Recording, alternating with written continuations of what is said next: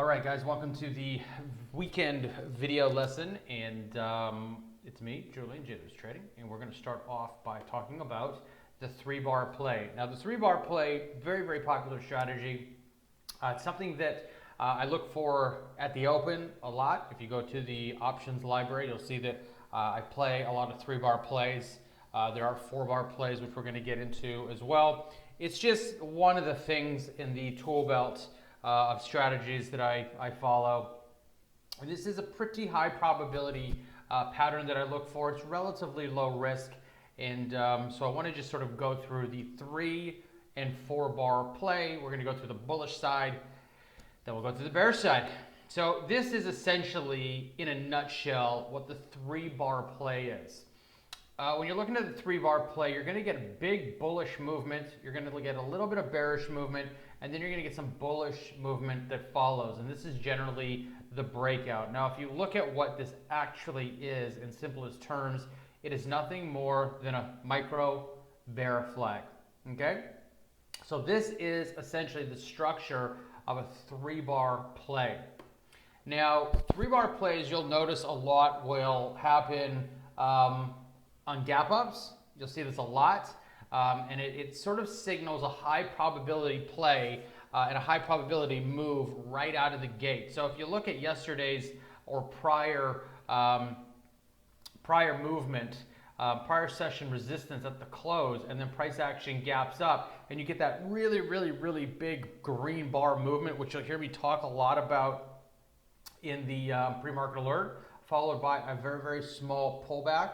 As much as a 50% pullback is acceptable, it's the next bar, the 3rd bar, that if it rallies right out of the gate, taking out that previous bar high, and it rallies, you are generally looking at a 3 bar play that's explosive. Not only is it huge that it's coming on the back of a gap, but the very fact you get this massive green bar, little red bar, and then a massive green bar is what the 3 bar play is all about. Again, it's a flag, really, ultimately, because you get the one big bull movement, a little bit of a pullback, as much as 50% is all right, and then you get that massive explosion thereafter. And so I'll look for these a lot at the open, and I'll also look for these a lot off of moving averages. So when we're looking at the structure of a 3 bar play, we'll go back to the beginning here, and you've got this massive uptick. You've got a slight pullback, and then you've got your 3rd bar, which is the entry. Now, on entry, you're taking out the top of those 2 bars, the big initial green bar, and then the secondary small, as much as 50% red bar pullback. The 3rd bar is the explosive trade. Now, these are very low probability trades, because essentially what you're saying is, I'm going to trade the breakout of this candle. If it moves and closes and is confirmed, I've got a massive move on my hands, and I've got a very small amount of risk. And so the entry is the 3rd bar breaking out. If this arrow represented, let's say, 20 bucks, you might want to look at entering when you see $20.25, $20.26, and you see that number on the bid on some really good size and volume. That might be an area where you break long. And then if this level was, say, 1980, you might put a stop at 1979. Obviously, to keep this on the high probability side, you really want to be focusing on the 3 bar play on top of the 20 SMA, and having that SMA on top of the 200-day simple moving average.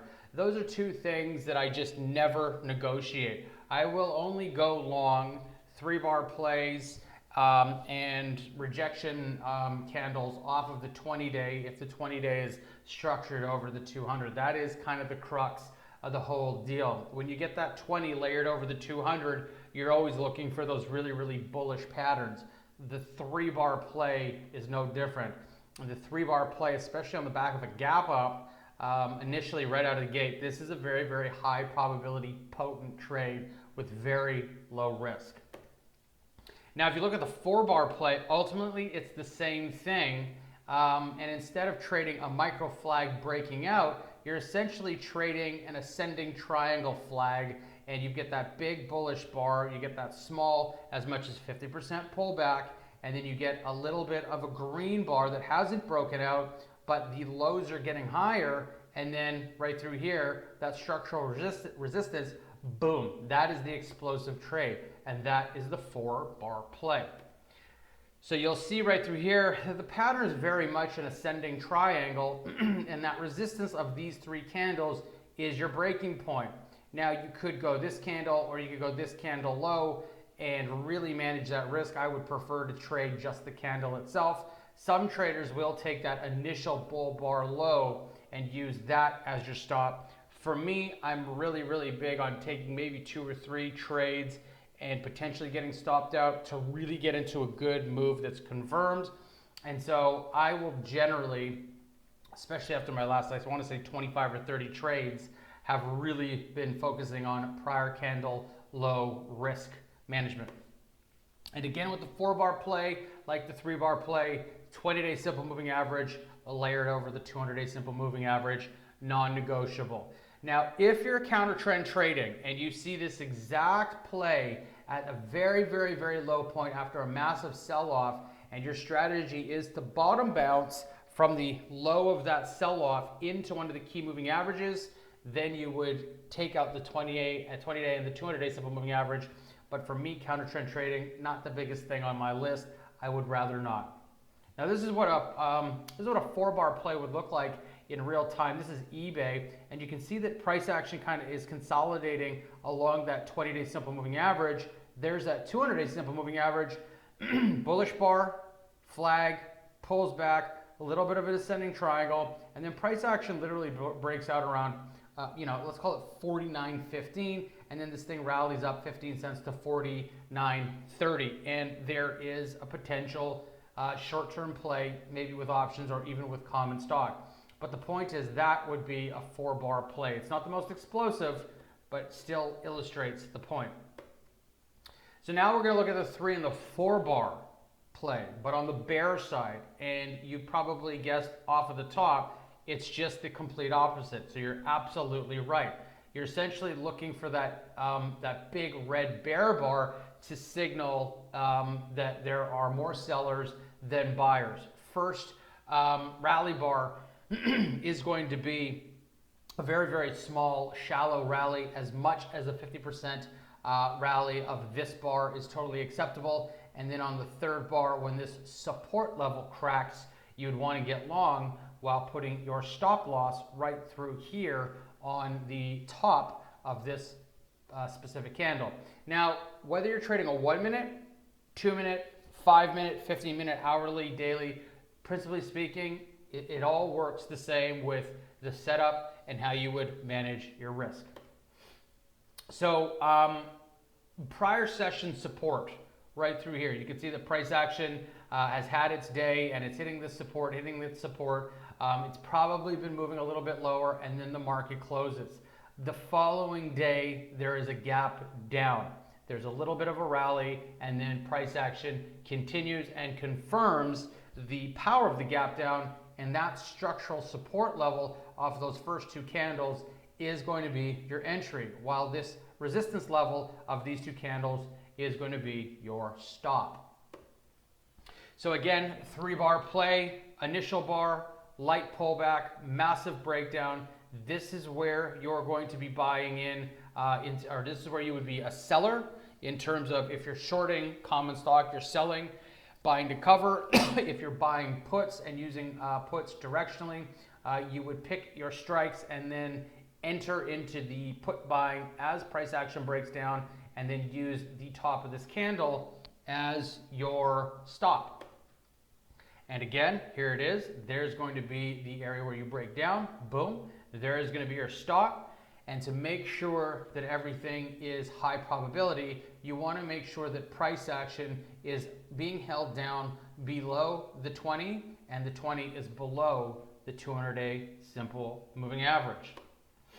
4-bar play on the bear side. It's the exact same thing where you get that massive sell-off candle, a light rally, the secondary rally is an inside candle, but the highs are getting lower from the previous highs, and then all of a sudden there's a crack and price action starts to sell off. Now you're looking at obviously a descending triangle, and this support level is where you would want to enter in, and I would probably actually use the top of this candle as a potential stop.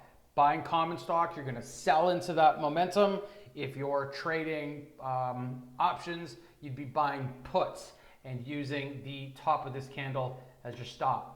Now I did mark this one off. I'm realizing in retrospect that it might be a little bit tight trade. So it really does depend on what the price action here is saying by the way of price discrepancy between top of this candle and where you're getting out. But ultimately, the best policy to follow is if this is the breakdown candle, you're essentially trading this candle. So it's either going to dump or it's going to bump. And if it bumps, you're out.